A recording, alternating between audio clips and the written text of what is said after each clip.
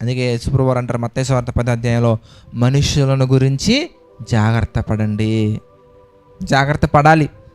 ఈ హృదయంలో స్థానం అంతా కూడా, ఈ హృదయం అంతా కూడా మనం ఏం చేయాలి అంటే దేవునికే ఇవ్వాలి. చాలామంది చెల్లెమ్మలు కూడా బాధపడుతుంటారు, నేను వాడిని చాలా నమ్మాను బ్రదర్, వాడి కోసం నేను చాలా చేశాను బ్రదర్, ఇంట్లో చెప్పకుండా నేను ఎన్నో చేశాను బ్రదర్, ఎంతో డబ్బు వాడికి ఇచ్చాను బ్రదర్, వాడిని ఎంత మోసం చేస్తాడని నేను ఎప్పుడు అనుకోలేదండి, నడి రోడ్డు మీద నిలబెట్టాడండి, ఇప్పుడు నా కడుపులో పెరుగుతున్న బిడ్డకి ఏమని సమాధానం చెప్పాలండి, నేనేం చేయాలి బ్రదర్?